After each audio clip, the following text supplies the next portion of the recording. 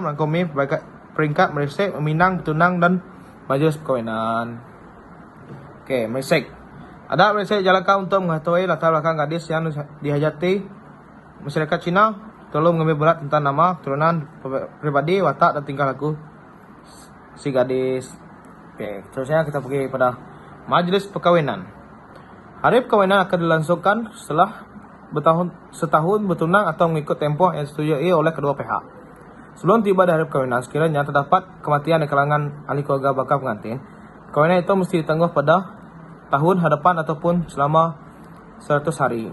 Adalah tidak manis mengadakan perkawinan suatu orang lain sedang berkabung sedangkan pada hari perkawinan tersebut pengantin perempuan dan lelaki dihiasi indah. Masyarakat Cina pada masa dahulu memakai pakaian pengantin yang terbuat daripada kain sutra yang disulam dengan benang emas. Kemudian setiap pakaian dihias dengan berbagai aksesori. Baju pengantin sebaik-baiknya berwarna putih, merah atau kuning. Adalah dilarang memakai baju hitam, biru, kelabu kerana mempunyai warna tersebut melambangkan kematian dan kesedihan. Oke, kita pergi seterusnya. Kematian. Masyarakat Cina begitu pegang teguh pada adat rasam berkaitan dengan soal-soal kematian.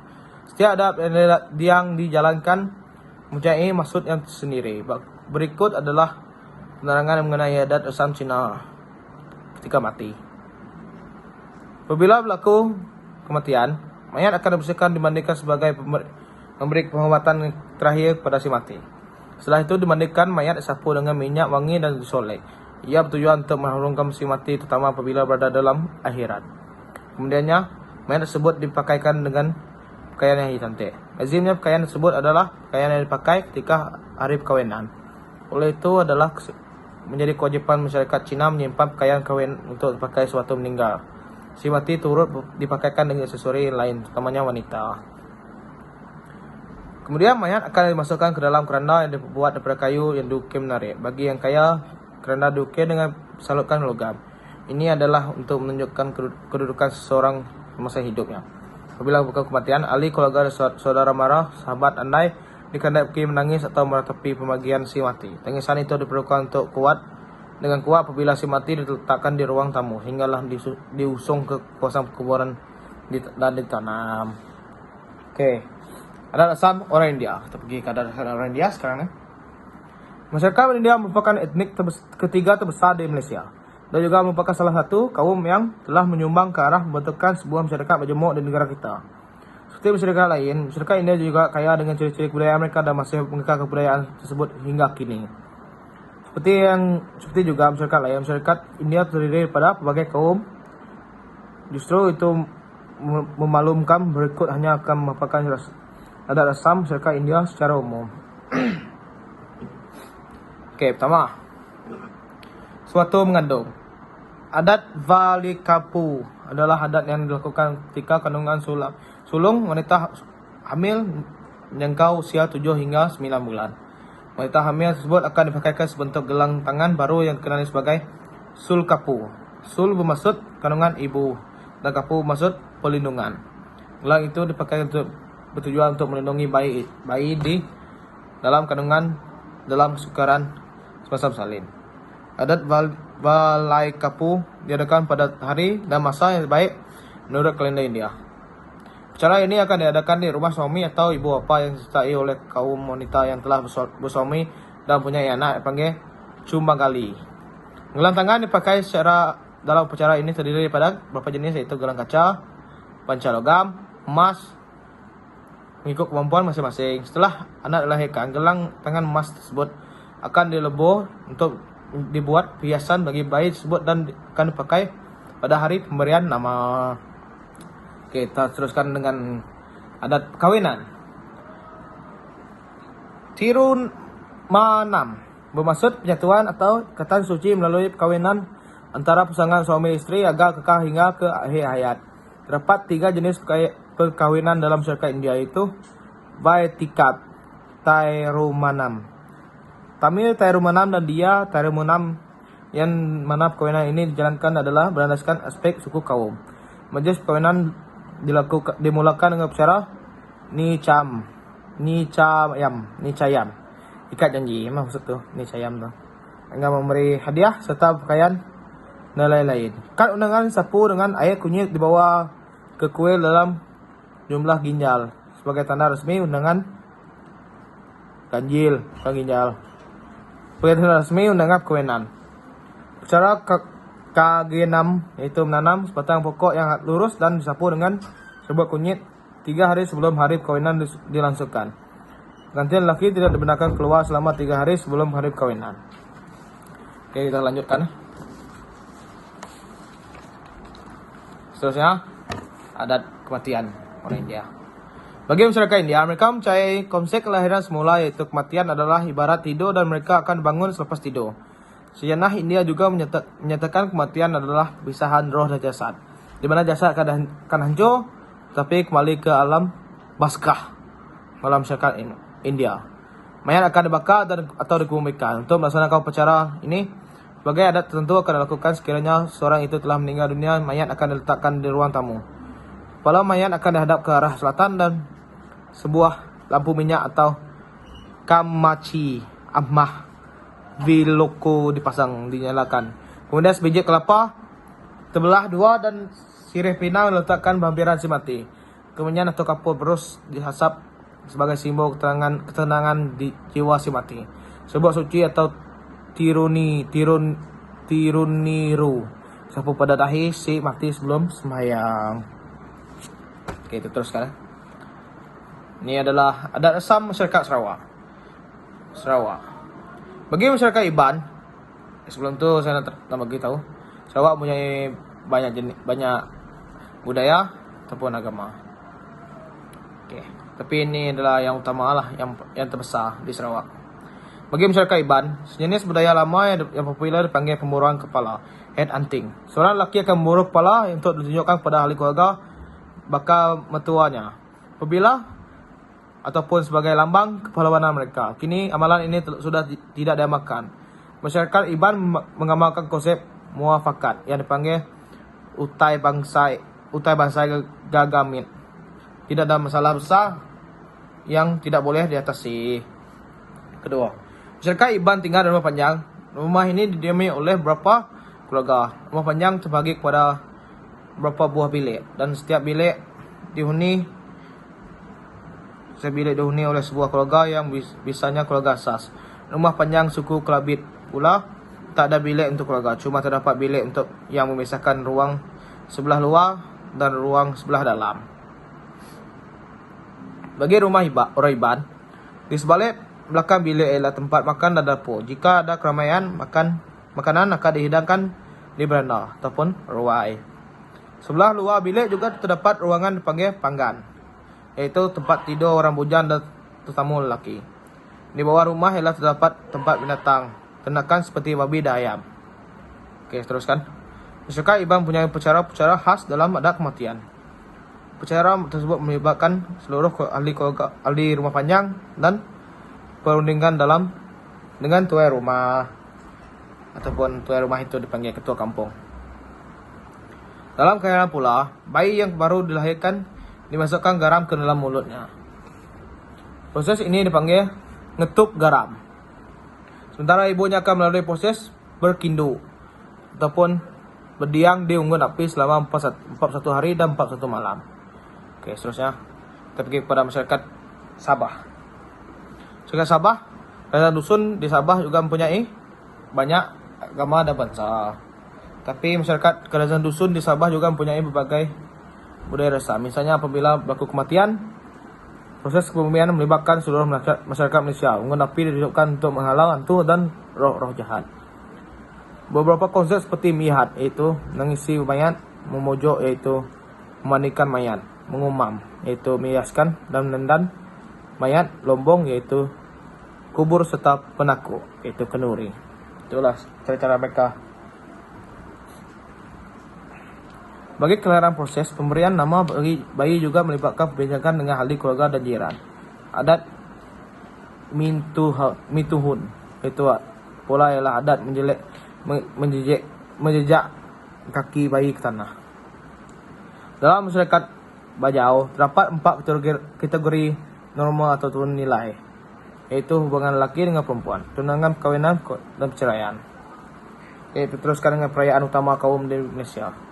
Perayaan adalah suatu aktiviti yang disambut oleh sebuah masyarakat ataupun kaum.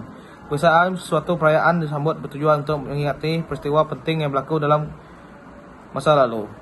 Di negara Malaysia terdapat berbagai jenis perayaan disambut pada sepanjang tahun kerana pelbagai kaum dan agama yang terdapat di negara ini. Teruskan.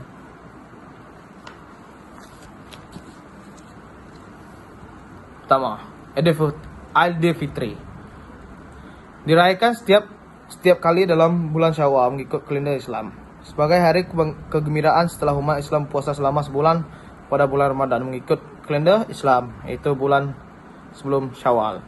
Perayaan ini dirayakan oleh masyarakat Melayu dan kaum lain yang beragama Islam. Kedua, Aidil Adha, juga dikenali sebagai Raya Korban. Masyarakat Melayu akan mengorbankan hewan ternakan mereka sebagai mengenang keyakinan Nabi Ibrahim yang teguh pada Tuhan. Perayaan ini dirayakan oleh orang Melayu dan kaum lain yang beragama Islam. Seterusnya, Tahun Baru Cina. Perayaan ini menandakan kedatangan tahun baru menurut kalender Cina. Orang Cina percaya ada 12 binatang yang menaungi kalender mereka, iaitu tikus, lembu, harimau, arnab, naga, ular, kuda, kambing, monyet, ayam jantan, anjing dan babi. Setiap binatang ini memberikan sertifikat dan tuah sendirinya. Seterusnya, pada malam tahun baru, semua ahli keluarga berkumpul beramai untuk makan bersama. Tujuan adalah untuk mengeratkan jaringan hubungan sesama keluarga. Perayaan ini dirayakan oleh masyarakat Cina walaupun berlainan agama. Lepas itu, teruskan. Cagome. Perayaan ini dirayakan pada hari ke-15 selepas Tahun Baru Cina, juga merupakan hari terakhir sebutan Tahun Baru Cina. Perayaan ini dirayakan oleh masyarakat Cina. Perayaan Kueh Bulan. Perayaan Kueh Bulan dirayakan pada hari ke-15 dalam bulan ke-8. Perayaan ini dirayakan sebenar mengingati kejayaan kumpulan pemberontak yang menentang pemerintah Kerajaan Mongol pada abad ke-14 di negara Cina.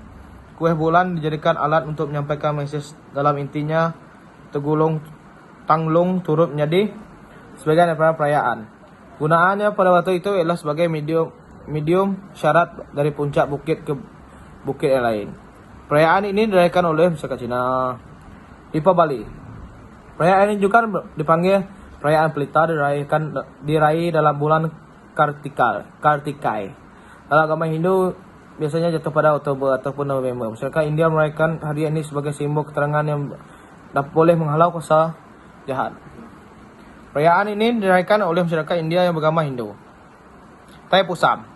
Perayaan ini dirayakan sebenar mengingati kemenangan Tuhan Lord Muruga mengalahkan kejahatan. Namanya diambil daripada bahasa Tamil sendiri, iaitu Tai, mengikut kalender Hindu merujuk pada bulan Januari ataupun Februari.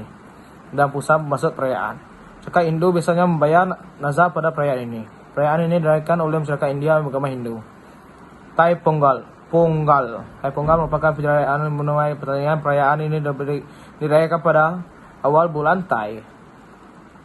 Perayaan ini kurang disambut di bandar, tapi masih dirayakan oleh masyarakat India yang tinggal di ladang ataupun estes. Gawai. Perayaan ini disambut untuk merayakan tamatnya musim menuai padi. Pesta Gawai juga dikenal sebagai Gawai Dayak. Pesta Gawai pada kebiasaan disambut pada akhir bulan Mei atau awal bulan Jun setiap tahun. Perayaan Gawai disambut oleh masyarakat Iban dan Bidayuh di Sarawak. Perayaan Tadau Kamatan. Perayaan ini disambut pada bulan Mei setiap tahun, iaitu setelah selesai menuai padi. Untuk menyambut perayaan Tadau Kamatan, mereka menyediakan kuih-kuih dan air tapai. Perayaan ini biasanya diadakan selama 2 malam berturut-turut. Kebiasaan malam pertama diadakan acara Manggavau ataupun pemujaan semangat padi diketuai oleh Bobo Higan dan beberapa orang pembantunya. Pada malam kedua, acara Habot, iaitu beras yang diperam diberi kepada Bobo Higan sebagai tanda kegembiraan dan kesyukuran. Perayaan ini disambut oleh masyarakat kerajaan dusun di negeri Sabah. Last, Christmas. Hari Christmas disambut pada 25 hari bulan Desember setiap tahun sebagai mengingati kelahiran Yesus Kristus. Sambutan Christmas dimeriahkan dengan hiasan pohon Christmas yang dipasang dengan lampu berwarna-warni. Bungkusan hadiah akan diletakkan di bawah pokok dan untuk dibuka pada hari tersebut. Christmas Carol dinyanyikan di rumah-rumah penganut Kristen oleh kumpulan choir yang diundang. Perayaan ini dirayakan oleh masyarakat berbagai kaum yang beragama Kristen. Oke, sekarang kita akan teruskan pada kesan masyarakat majmuk. Pelbagai kaum ini telah menyebabkan wujudnya pelbagai budaya, bangsa, agama, dan adat Islam di Malaysia merupakan satu keunikan dalam masyarakat Malaysia pada hari ini. Oke, kita teruskan. Kepelbagaian budaya. Kepelbagaian budaya terdapat di Malaysia telah melahirkan pelbagai budaya dan perayaan di Malaysia, dan setiap perayaan disambut dengan penuh meriah dalam keadaan aman dan harmoni. Semua ini lahir hasil daripada kemajmukan penduduknya terdiri daripada kaum Melayu, Cina, India dan minoriti yang lain. Pada hari ini, semua kaum bersama-sama meriahkan tunjukkan budaya masing-masing agar ia terus kekal dan tidak pupus di telan zaman. Okey. Seterusnya pendidikan. Dasar pendidikan negara Malaysia ini juga turut mengalami perubahan positif dan membanggakan seluruh warganya dan yang berbilang kaum di bawah dasar pendidikan kebangsaan. Setiap kaum diberi peluang untuk mendapatkan peluang pendidikan yang bergantung pada potensi akademik. Kerajaan dan pihak-pihak tertentu telah menyediakan beberapa bantuan keuangan kepada anak-anak tempatan untuk melanjutkan pelajaran ke peringkat yang lebih tinggi dan dalam negara ataupun luar negara. Okey, seterusnya pekerjaan. Terdapat pelbagai jenis peluang pekerjaan telah diceburi oleh masyarakat berbilang kaum yang telah berubah dan berkembang dengan baik di Malaysia. Orang Melayu pada hari ini tidak lagi hanya terlibat dalam pertanian dan perikanan. Sebaliknya, mereka juga mengambil bahagian dalam sektor perniagaan, perusahaan, harta tanah dan perbankan. Malahan turut menjadi ahli profesional dan pegawai tinggi kerjaan dan juga pihak swasta. Seterusnya kita akan tunjukkan.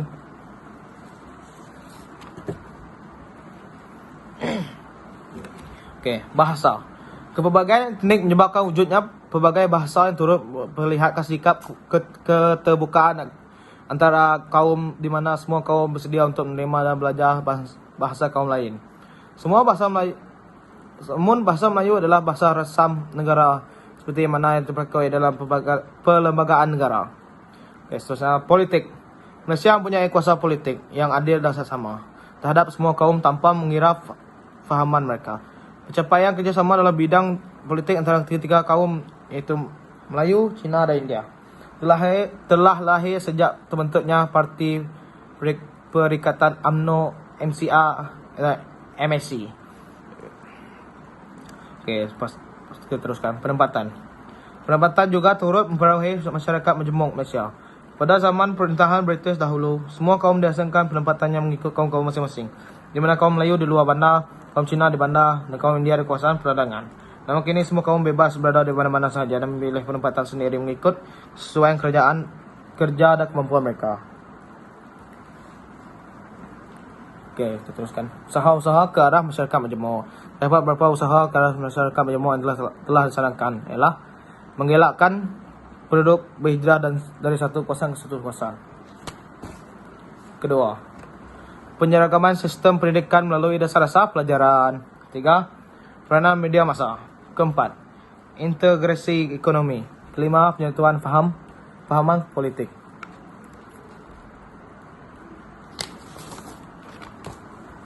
Oke, teruskan. Dan yang terakhir, aspek-aspek sosial lain. Oke. Sekarang ni strategi pemantapan perpaduan. Pertama, rukun negara. Rukun negara merupakan satu ideologi negara yang dicipta ekoran daripada berlakunya peristiwa rusuhan kaum 13 Mei 1969. Kedua, ideologi ini diubah semasa negara sedang berada di bawah pimpinan Magren dan badan yang bertanggungjawab di atas pengembalan ialah Majlis Perundangan Negara.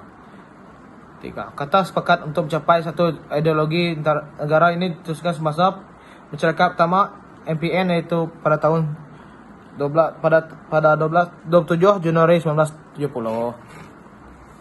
Objektif rukun negara. Rukun negara telah dicipta dalam beberapa objektif, iaitu mencapai perpaduan yang erat dalam kalangan masyarakat, memelihara hidup secara demokratik, membentuk masyarakat yang adil supaya kemakmuran dinikmati bersama secara adil dan sesama, membentuk masyarakat bersifat liberal dan terutama pada budaya masing-masing, membina masyarakat proaktif dengan teknologi. Oke, ini adalah 5 prinsip rukun negara.